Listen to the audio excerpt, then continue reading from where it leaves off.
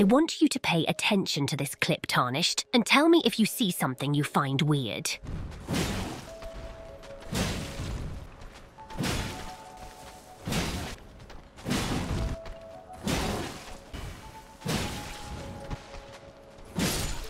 Did anything in particular catch your eye? I'm pretty sure it did, but just in case, let me show you how it looks when the hitboxes of the weapon are displayed.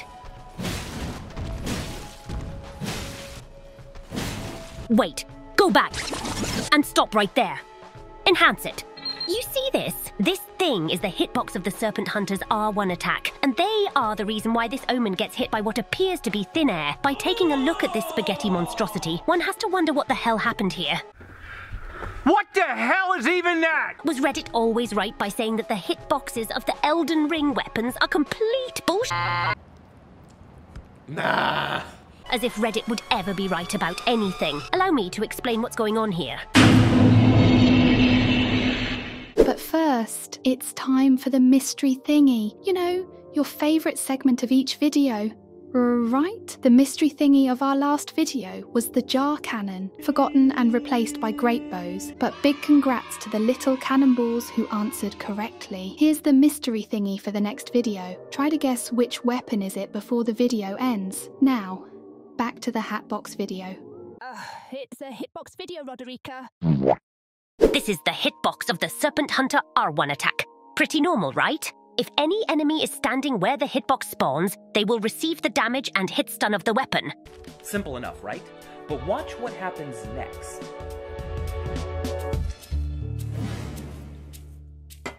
Okay, what the heck is this thing? Look at what happens when the Jester takes a turn right at the moment when the hitbox comes out. It's barely noticeable when you play at normal speed, but it's there. When we slow it down, we can see that for just one tiny frame, this, thing appears. This mishmash of polygons are still the hitboxes of the Serpent Hunter, only that they are spread at a 270-degree angle to the side of the Jester. Anything in their really girthy path will still be hit. This technique has been named Ghost Strike, and we first discovered it in Stilovsky's video covering the matter, where he states that this may just be a residual feature from the original Dark Souls, only that in that game it was much worse, as performing the glitch would make weapons go through shields. And shields were heavily relied on in that game. Now, what is the Elden Ring iteration of the glitch like? First of all, this will only work on weapons who have more than 2 active turning frames when the hitbox of the attack is activated. It works for weapons that can turn while attacking. A great example of these are thrusting swords, which have 4 active turning frames after the hitbox appears in the attack animation. If you move after pressing the R1 button, you will turn to the side you moved your stick towards, even as far as making complete 180-degree turns, and by turning at the exact correct time, you will cause this ripple effect on the hitboxes. Of course, since not all weapons are coded the same way, some can only do it with specific attacks, while others cannot do it at all. So let me give you a little showcase of all the attacks we could find that are capable of doing the glitch. Heavy thrusting swords, great swords with vertical attacks, and the claymore heavy attack. Flails with the heavy attack. Whips with the light attack? What the f is that? Daggers with the heavy attack. Great curved swords with the light attack. The heavy attack. And the crouch attack. Oh my god, bro. Katanas that possess a thrusting heavy attack. And the katana crouch attack, both normal and power stanced. Oh, this is disgusting. Straight swords with a thrust attack. Spears with thrust-type attacks, be it normal or crouching. And the most funny one is the power-stanced spears standing L1 glitch, because it looks like dick and balls. But aside from constructing phallic figures out of spaghetti code, is there any utility for this glitch? Well, yes there is. By performing the glitch, you're basically expanding the hitbox of the weapon way outside its intended range. When performed correctly, you can achieve effects like this one.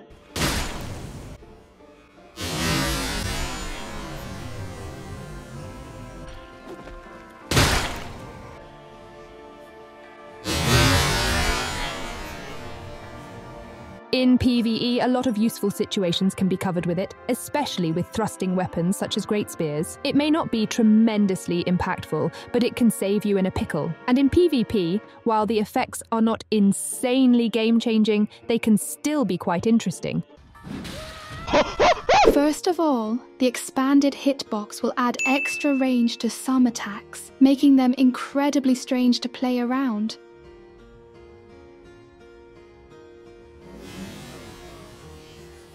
Second, when hit with a ghost strike, the pushback of the attack will pull your enemy towards you instead of pushing them backwards,